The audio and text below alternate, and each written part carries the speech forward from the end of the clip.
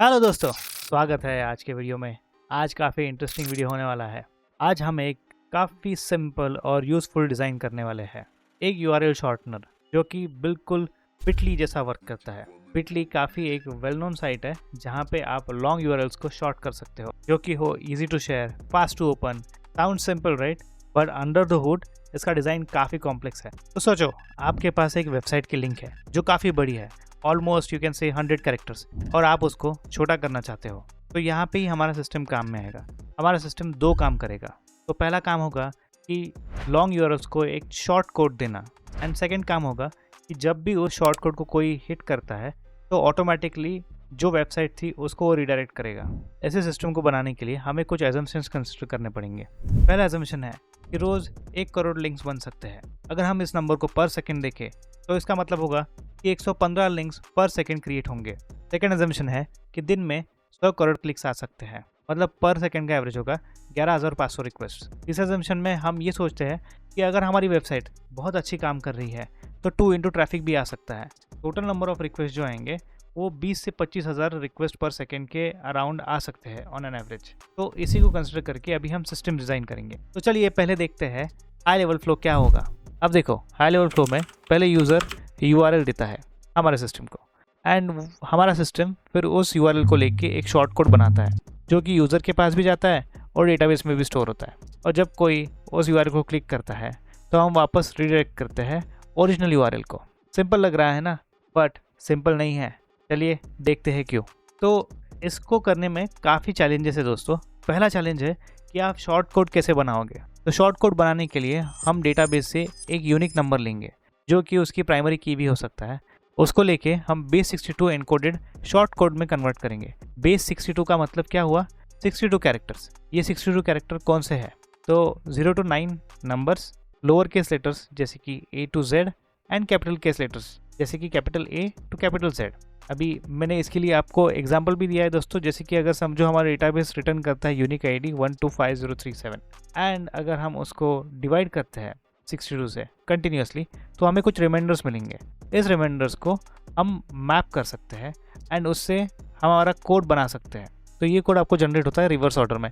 It is similar to how आप binary calculation करते हो। तो दोस्तों अभी थोड़ा और मैथ्स पे आते हैं और देखते हैं कि इसकी कैपेसिटी क्या होगी। अगर हम 7 कैरेक्टर कोड बना रहे हैं और हर एक कैरेक्टर का प्लेसमेंट में हम 62 में से कोई भी कैरेक्टर यूज़ कर सकते हैं, तो हमारे पास 62 इंटू 62 इंटू 62 ऐसे 62 रेज़ टू 7 पॉसिबिलिटी हो सकती है, विच इज़ 3.5 ट्रिलियन पॉसिबिलिटीज़ 10 साल के लिए। तो ये काफ़ी सेफ माना जाएगा। अभी हमने शॉर्ट कोड बनाने का तरीका तो देख लिया दोस्तों। अभी देखते हैं डेटाबेस डिज़ाइन का कैसा होगा। डेटाबेस डिज़ाइन में एक सिंपल टेबल बनाएंगे जिसमें कोड और लॉन्ग यूआरएल का मैपिंग स्टोर होगा। अगर आप यहाँ पे देखो, मैंने एक स्ट्रक्चर दिया हुआ है जहाँ पे हमने कोड स्टोर किया हुआ है जो उसका प्राइमरी की होगा, फिर लॉन्ग यूआरएल आएगा, फिर क्रिएटेड एट जो कि बताएगा ये यूआरएल कब क्रिएट हुआ था, फिर हमें ये यूआरएल्स एक्सपायर भी करने हैं तो एक्सपायरी भी हम सेट करेंगे, एंड क्लिक काउंट होगा एनालिसिस के लिए। इसको यूज़ करके आप काफ़ी रिपोर्टिंग और डिफरेंट चीज़ें कर सकते हो। अभी एक बार आपका कोड बन गया तो आपको उसको रीडायरेक्ट भी करना है, राइट? तो वो अब हम कैसे करेंगे, चलिए देखते हैं। जब कोई शॉर्ट लिंक पे क्लिक करेगा सबसे पहले हम कैश चेक करेंगे, तो वो हमारे सिस्टम तक भी नहीं आएगा, ये सीडीएन से उसको रिस्पांस मिल जाएगा। अगर समझिए एज कैश में उसको नहीं मिलता है तो फिर वो हम रिडायरेक्ट कर सकते हैं हमारे रेडिश कैश पे, which is again a distributed cash. नहीं मिलेगा तभी वो डेटाबेस को हिट करेगा। तो जनरली हम ये भी अज्यूम कर रहे हैं कि लोग वही यूआरएल्स का शॉर्ट लिंक बनाएंगे जो कि बार बार यूज़ होने वाले हैं। तो इस केस में पॉपुलर यूआरएल्स जो है वो ऑलरेडी कैश में रहेंगे आपके। अभी चलिए स्केलिंग एंड ऑप्टिमाइजेशन के बारे में बात करते हैं। सपोज हमारी वेबसाइट काफ़ी हिट हो गई for creating a short link, तो उस केस में हम क्या करेंगे? तो उसको हैंडल करने के लिए हम ये फॉलोइंग मेजर्स ले सकते हैं। हमने कुछ मेजर्स ऑलरेडी ले लिए, जैसे कि हमने कैशिंग इंट्रोड्यूस कर दिया है।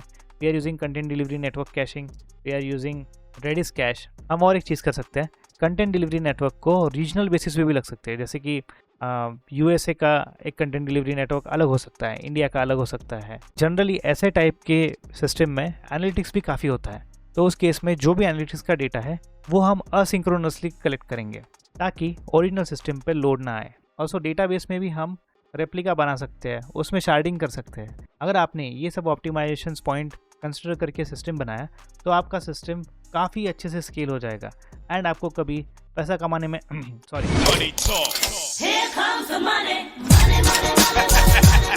आपको कभी सिस्टम में दिक्कत नहीं आएगी। आगे बढ़ते हैं और समझते हैं कुछ सेफ्टी और एज केसेस को। तो कुछ सेफ्टी केसेस ऐसे है, सपोज अगर लिंक एक्सपायर हो जाता है तो हम 410 रिस्पॉन्स कोड भेजेंगे जो कि इंडिकेट करेगा कि भाई लिंक इज एक्सपायर्ड।